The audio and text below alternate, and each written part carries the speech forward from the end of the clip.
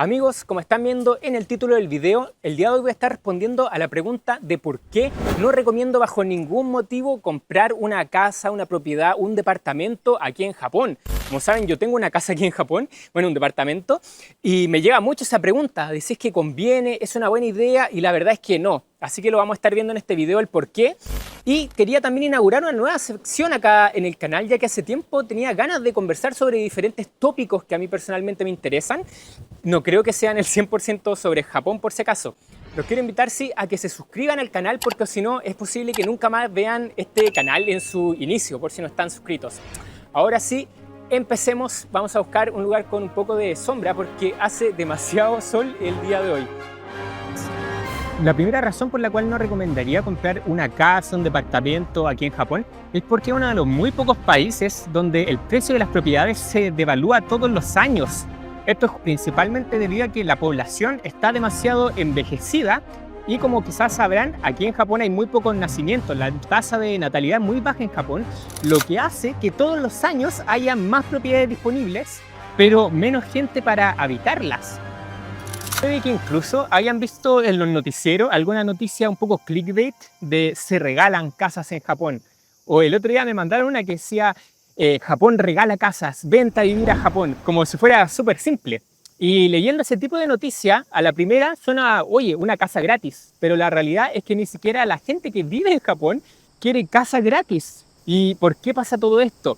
Porque los impuestos a la propiedad acá son muy caros. Hay casas que no son tan caras, pero pagar los impuestos mensualmente te puede salir incluso más caro que pagar un arriendo. Justamente estas casas gratuitas del gobierno, que si bien existen, yo mismo las he buscado porque también caí en el clickbait de ponerme a buscar y dije, a ver, si es que me toca una casa gratis, pero siempre están literalmente en la punta del cerro, en zonas muy remotas donde la población ha bajado completamente y tienen la condición de que uno la tiene que reparar, renovar. Y reparan una de estas casas que son muy antiguas, incluso algunas pueden superar los 100 años, te puede salir mucho más caro que comprarte una casa nueva en una zona céntrica, en Tokio o en una gran ciudad. Y ahí también está el otro problema, de que si uno aceptara, por ejemplo, una casa gratuita, ¿en qué uno va a trabajar? Son generalmente en lugares donde no hay ni siquiera un supermercado, no hay trabajo, no hay oficinas. Entonces uno tendría que ser una especie de trabajador remoto y que además se pueda autosustentar. Así que esas casas del gobierno existen, pero tienen esa como trampa. Y lo otro que es súper importante es que tener una casa en Japón no te da ningún beneficio. Lo digo porque leí el otro día una publicación que decía tal cual así: quiero vender todas mis cosas para comprar una casa en Japón, vender mi negocio, vender mi qué sé yo, y comprar una casa en Japón con una corredora y después irme a vivir a Japón el próximo año. Eso pusieron en un grupo de Facebook. Pero tener una casa en Japón no te da automáticamente derecho a vivir en la casa. Digamos, uno obviamente necesita una visa. No es como que tener una casa te da acceso a vivir en el país. Y lo digo porque sé que sí pasa en otros países que si tiene una propiedad superior a cierto valor, uno puede tener el beneficio de irse a vivir a ese país, trabajar, pero aquí en Japón eso no pasa. Otra cosa que puede ser frustrante son algunas leyes japonesas súper rigurosas en cuanto al tema de la propiedad. Por ejemplo, hay un caso súper famoso de un mangaka japonés bien popular que pintó su casa de colores bien llamativos. Voy a poner aquí la foto en pantalla. Y pasa que a los vecinos no les gustaba, por lo tanto reclamaron y finalmente tuvo que quitar todo el color y ponerla como una casa normal. Lo digo porque en muchos otros países pasa que uno compra su casa y uno cuando ya es dueño puede hacer lo que quiera, expandirla, cambiarla de color, pero aquí en Japón, por ejemplo, en Kioto, hay muchas zonas donde todas las casas tienen que tener solamente colores que estén de acuerdo al paisaje. Por ejemplo, aquí estamos en un paisaje verde, sería una cosa parecida. No puede ser una casa llamativa de color rojo o amarilla.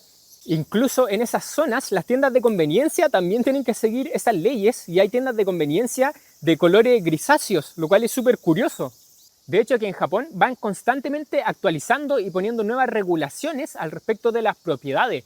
Por ejemplo, hay casas que no se pueden reconstruir, que son las casas que están en unos terrenos donde, por ejemplo, no cabe una ambulancia, se está en un pasillo muy pequeñito y podría, por ejemplo, producirse un incendio.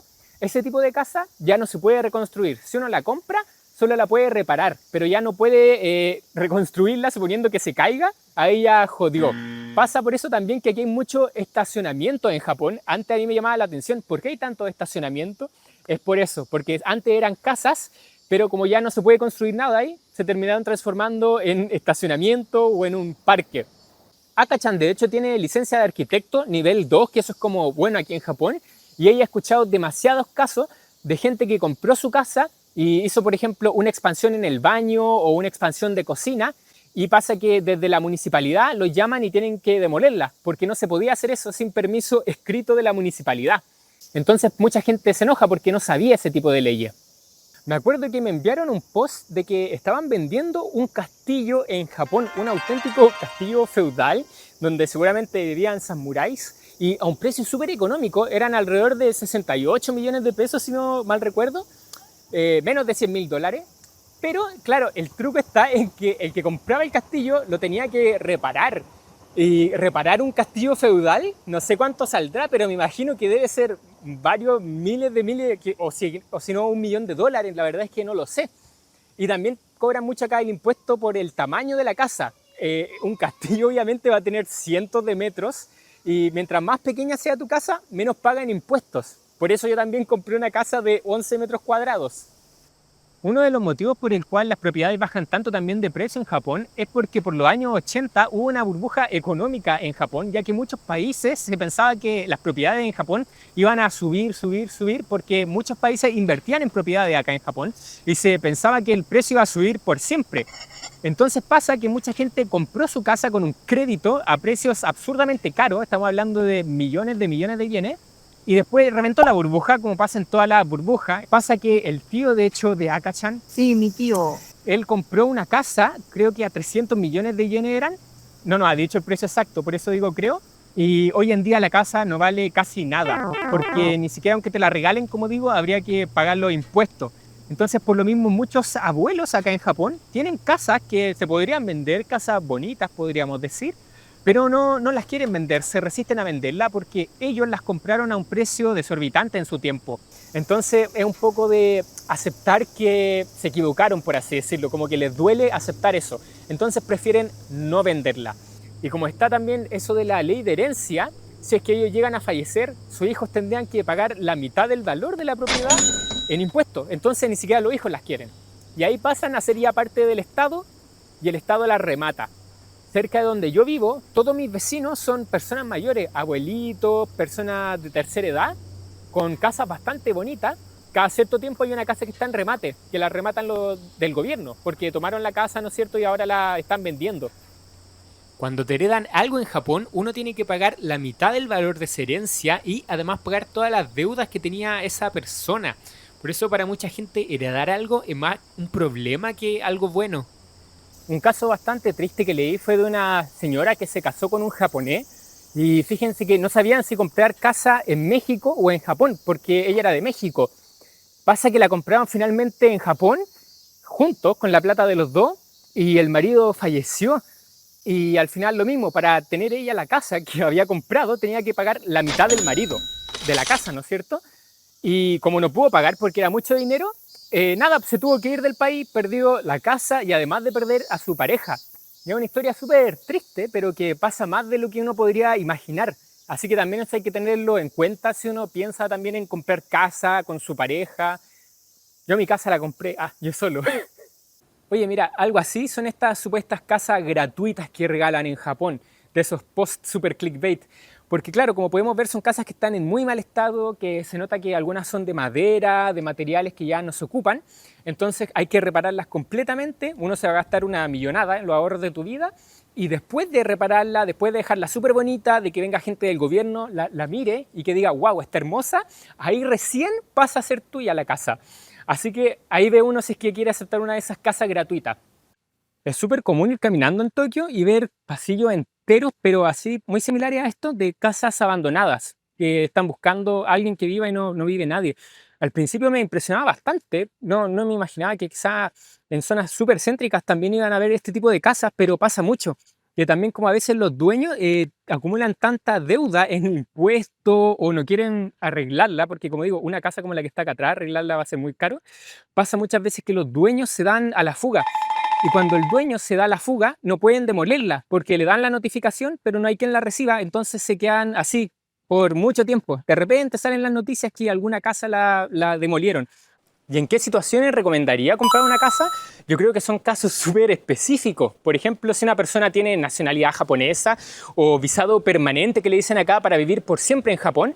Esto porque con esos requisitos te pueden dar un crédito hipotecario súper rápido y también uno al tener un crédito uno puede tener descuentos fiscales, beneficios fiscales, por ejemplo, pagar menos en impuestos o tener diferentes beneficios. Pero ya para que te den eso uno tiene que tener o nacionalidad o una de esas visas permanentes.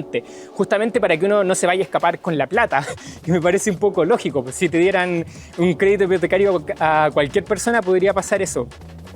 Oye, finalmente volvimos a la casa, que hacía mucho calor. Bueno, entonces quizás se pregunten, Fabio, ¿por qué tú compraste una casa, bueno, un departamento más pequeño del mundo, 11 metros? Bueno, porque en mi caso particular también, yo compré una cosa que podríamos decir que es como comprar al precio más bajo. Cuando fui a la corredora yo le pregunté al señor que vendía cuál es la casa más barata que ha vendido en toda su vida. Me dio un monto que eran 2 millones de yenes. Bueno, son como menos de $25.000. Por ahí hay departamentos súper económicos en Japón, en zonas bastante habitables.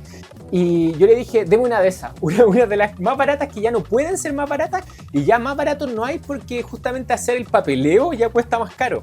Entonces yo compré una casa así, de las más económicas, y la reformé. Entonces por eso podría decirse que la que yo compré por lo menos sí podría llegar a subir, pero porque ya tocó el precio más bajo. De hecho, a mí ya me tocó la suerte de que mi vecino lo compró ya una oficina en la casa de acá al frente, la puerta, y arriba también. Así que ya creo que subió algo el precio.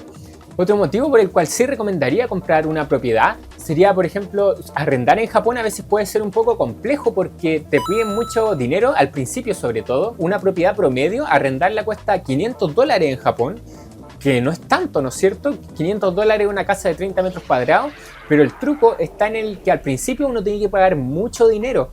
Por ejemplo, te cobran el depósito, después te cobran otro mes que es para la empresa que gestiona todo, y después te cobran un dinero, no sé, cambio de llaves, cosas que ni siquiera hacen, y después te cobran otro, por ejemplo, como la tarifa limpieza bacteriológica se llama, que hay que hacerlo obligatoriamente. Entonces al final uno termina pagando los $500 o el monto del arriendo multiplicado por como 5 o 6 veces.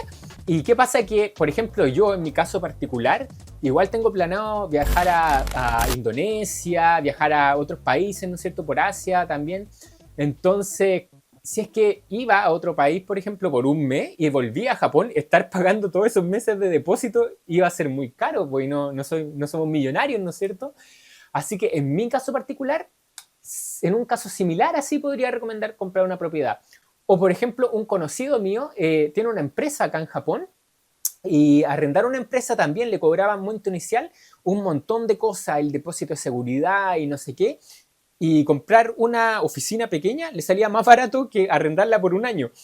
Así que en esos casos particulares quizás también recomendaría comprar una propiedad. O si uno ya también tiene su vida hecha y bueno, ser millonario quizás, no sé, como PewDiePie, no sé si vieron que PewDiePie vive acá en Japón y no sé si habrá comprado un castillo, la verdad es que no lo sé. Pero bueno, son casos quizás un poco especiales, pero eso principalmente.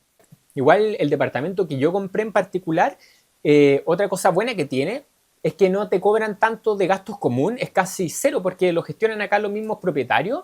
Entonces, de acuerdo a la necesidad se paga y eso es súper bueno porque hay casi como una especie de, no sé si llamarlo estafa, pero muchas veces las empresas que gestionan o te venden la casa son los mismos que gestionan los gastos comunes y inflan demasiado los precios y ponen...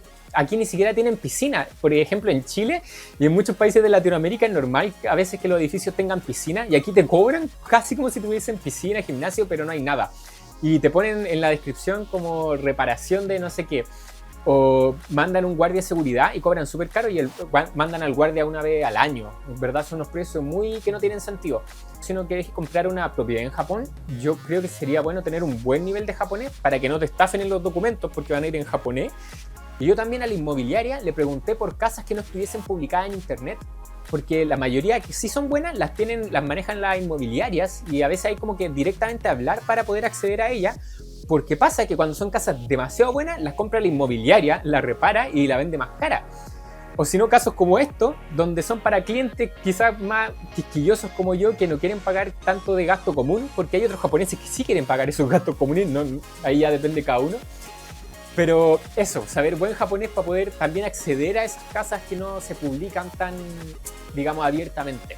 Pero bueno, creo que quedó bastante completo el video de por qué no comprar una casa en Japón. Un video un poco largo quizá, pero cuéntenme si les gustaría ver más videos de este tipo, porque hace tiempo que quería hablar de, como decía, diferentes tópicos sobre temas de Japón, sobre temas de bastante que a mí por lo menos me llaman la atención. Así que díganme, porque así también puedo subir más de un video semanal, que es lo que me gustaría. Y bueno amigos, hasta aquí vamos a dejar este video. Muchas gracias por ver este video. Sí, de verdad que muchísimas gracias a toda la gente que nos apoya. Quiero también agradecer muchísimo a los miembros del canal, Joaquín Márquez, Jocelyn Cayupí, Felipe Flores y Sebastián Romero, quienes apoyan este canal y nos ayudan a subsistir. Por favor, suscríbanse al canal. Por favor, sí, y para que lleguemos al 1.000.000 de suscriptores, ha costado mucho el último mes, fíjense que no hemos subido nada de suscriptores, no sé, está rarísimo. Así que si nos apoyan suscribiéndose, lo agradecemos mucho, porque con ver el video, con suscribirse, a veces uno piensa que quizás no ayuda, pero de verdad que ayuda mucho, así que muchas gracias a la gente que se suscribe, de verdad que muchas gracias. Y nos vemos la próxima semana, o en unos días, en otro video de Fabio por Asia. ¡Uhú!